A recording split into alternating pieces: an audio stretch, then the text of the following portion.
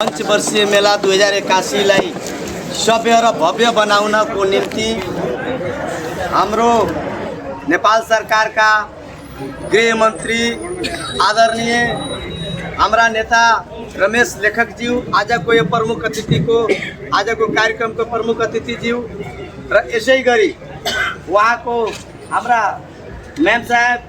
लगायत नेपाली कांग्रेसका हाम्रा सहमहामन्त्री फर्मुला मसुरजी यसै गरी मञ्चमा उपस्थित नेपाली कांग्रेसका नेतागण र आज चाहिँ गढीमै पंचवर्षीय मूल समितिको आयोजनामा नगरपालिकाको होइन गढीमै पंचवर्षीय मूल समितिको निम्ता स्वीकार गरेर आफ्नो धेरै व्यस्तता यो देशको पुरै काम जिम्मेवारी छोडेर गढीमाईको पंचवर्षीय मेलालाई सभ्य र भव्य पार्न र गढीमाईको मेलामा के कस्तो सुरक्षाको व्यवस्था मिलाइएको छ त्यो अनुगमन गर्न र गढीमाई माताको आशीर्वाद लिन आउनुभएका हाम्रा आदरणीय गृह मन्त्रीजीलाई म मूल समितिको तर्फबाट र नगरवासीको तर्फबाट र जिल्लावासीको तर्फबाट सर्वप्रथम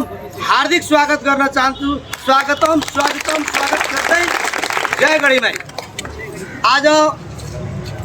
सबलाई हामीलाई थाहा छ विश्व प्रसिद्ध गढीमाई पंचवर्षीय मेलामा लगभग 1.5 करोड भन्दा बढी चाहिँ धार्मिक पर्यटनहरू चाहिँ हाम्रो चाहिँ गढीमाई मन्दिरमा आएर 1 महिना भित्रमा चाहिँ दर्शन गरी माताको आशीर्वाद लिनुहुन्छ उहाँहरू। र यति ठुलो मेलालाई व्यवस्थित कुन हिसाबले चाहिँ गरेको छ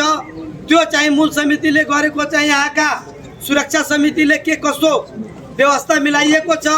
त्यसको अनुगमनको लागि जुन चाहिँ उहाँले चाहिँ